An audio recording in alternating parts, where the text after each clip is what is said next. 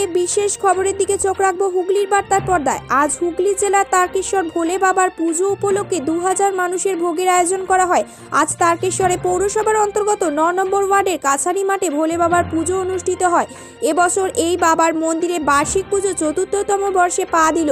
কমিটির সুব্রত বিশ্বাস বলেন, এলাকায় মানুষের মঙ্গল কামনার্থে আজ থেকে 4 বছর আগে ডিসেম্বরের এই দিনে মন্দিরের প্রতিষ্ঠা হয়। প্রতি বছরই বাবার পুজো অন্তত জাঁকজমকপূর্ণভাবেই অনুষ্ঠিত হয়ে থাকে। এবছরও সেই মতো অনুষ্ঠানের আয়োজন করা হয়েছে। পাশাপাশি পুজো উপলক্ষে আনুমানিক 2000 মানুষের ভোগের আয়োজন করা হয়েছে বলে তিনি জানান। এই দিন তারকেশ্বরে বহু মানুষ বাবার পুজোয় উপস্থিত হয়ে ভোগ গ্রহণ করেন। চলুন আমরা শুনে নেব কমিটির সুব্রত বিশ্বাস সাংবাদিককে কি বললেন। হুগলি থেকে আশিস কুমার ঘোষের রিপোর্ট, হুগলির বার্তা। দারুণ আনন্দের সাথে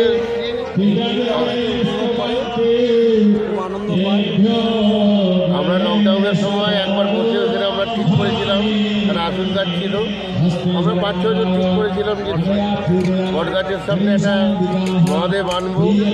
এটা নিয়ে আমাদের 4 বছর হয়ে গেল এবং মোটামুটি পুজো এবং নরনারায়ণ সেবা হয় 2.5 থেকে 3 হাজার। দেখতে পাচ্ছি প্রচুর মানুষ এসে উপস্থিত হয়েছে।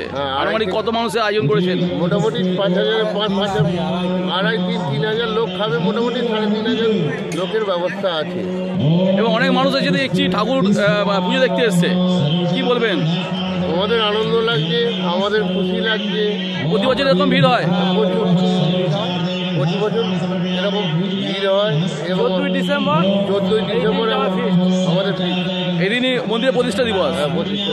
আপনার নাম? পরবর্তী খবরের জন্য চোখ রাখুন হুগলির বার্তা। সদস্য